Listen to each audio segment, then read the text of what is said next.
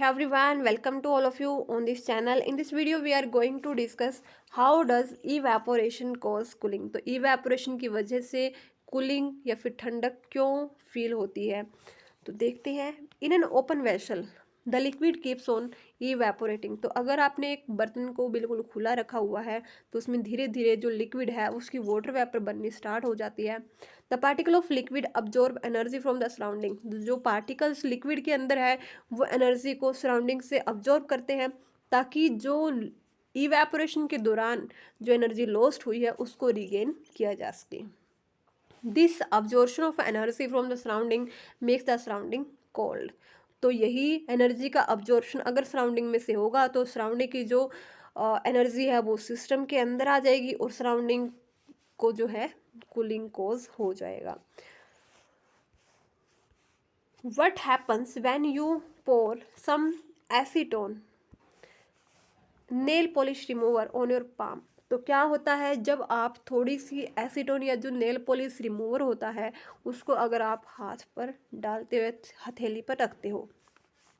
The particles gain energy from your palm और surrounding and evaporate causing the palm to feel cool. तो यहाँ पर क्या होगा, अगर हम पार्टिकल्स को अपने हाथ पर डालेंगे नेल पॉलिश रिमूवर के तो वो क्या करेंगे, वो हमारे हाथ से एनर्जी को गेन करेंगे या फिर हम उसको सराउंडिंग भी बोल सकते हैं. सराउंडिंग से एनर्जी को अब्जॉर्ब करेंगे एंड इवेपोरेट हो जाएंगे.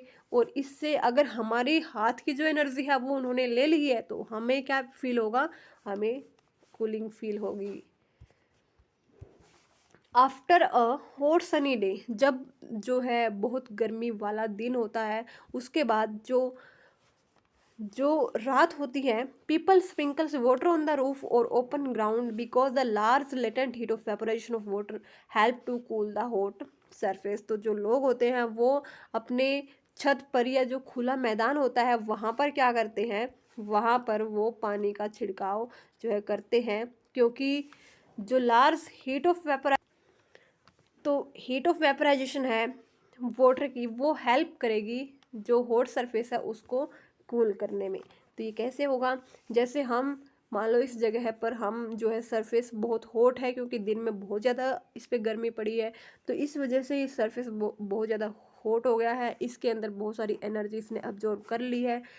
और अगर हम इसके ऊपर फेंकते हैं छिड़कते हैं पानी को तो पानी क्या करेगा, इसकी जो हीट है उसको अब्जॉर्ब करेगा एंड इस जो अब हीट अब्जॉर्प्शन की वजह से यहाँ पर क्या हो जाएगी, क्योंकि वो तो वेपर बन जाएगा हीट अब्जॉर्ब करके एंड जो ये सरफेस होगा उसको फीलिंग होगी ठंडक. Can you cite some more example from daily life where we can feel the effect of cooling due to evaporation.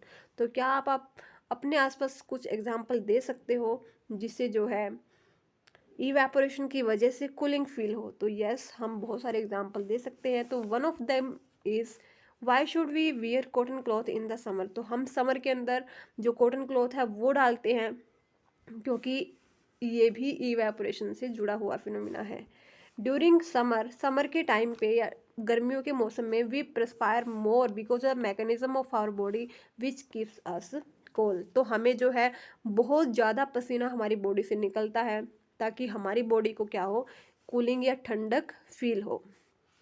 We know that during evaporation, हमें ये भी पता है कि इवेपोरेशन के टाइम पे the particle at the surface of liquid gain energy from the surrounding और body surface and change into vapour. तो हमारी जो बॉडी का सरफेस है वहाँ से वो लिक्विड जो है वो एनर्जी को गेन करेगा और वो जो वाटर वेपर है वो बन जाएगी.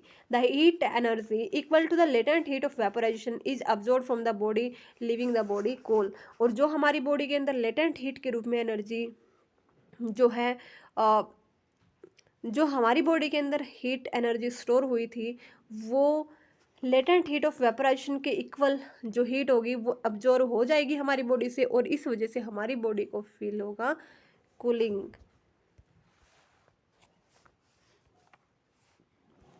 Cotton being a good absorber of water help in absorbing the sweat. तो कॉटन जो होता है वो एक अच्छा अब्जॉर्बर होता है और इसी वजह से जो हमारा पसीना होता है उसको वो सोख लेता है and exposing it to the atmosphere for easy evaporation, और एटमोसफियर में इसको एक्सपोज कर देता है ताकि हमारी जो बॉडी है वो इजीली इवेपोरेशन वो वाटर का कर सके, और जो हमारा जो स्वेटिंग है उससे हमारी बॉडी को कूलिंग फील हो सके। Other example of this is why should we see water droplets on the outer surface of glass containing ice cold water। तो आपने आइस वाला, आपने बर्फ़ वाला पानी देखा होगा, तो उसके जो बाहरी सरफेस होता है यहाँ पे छोटे छोटे वाटर ड्रॉपलेट्स जो है कलेक्ट हो जाती है। तो ये क्यों हुआ? Let us take some ice cold water in a tumbler. तो आपको एक टम्बलर या एक छोटे से ग्लास बीकर वगैरह में आपको आइस कोल्ड वाटर लेना है। Soon we will see water droplets on the outer surface of tumbler. तो थोड़ी देर के बाद हमें आउटर सरफेस पर वाटर की ड्रॉपलेट्स जो है मिलेंगी। The water vapour present in air on coming in contact with the cold water glass of water loses energy. तो क्योंकि हमारे ग्लास के अंदर कैसा पानी है? बर्फ़ वाला। तो जो वाटर वेपर्स हवा में प्रेजेंट होगी वो इस सरफेस के कांटेक्ट में आएंगी, और इस सरफेस के कांटेक्ट में आने की वजह से वो एनर्जी को लूज़ करना स्टार्ट कर देगी। और वाटर वेपर अगर लूज़ करता है एनर्जी को तो वो कन्वर्ट होता है लिक्विड स्टेट के अंदर, which we can see as water droplets. तो जो हमें वाटर ड्रॉपलेट्स की फॉर्म में यहाँ पर मिलता है। तो इस वीडियो में इतना ही, यहाँ पर हमारा चैप्टर होता है कंप्लीट। Thank you.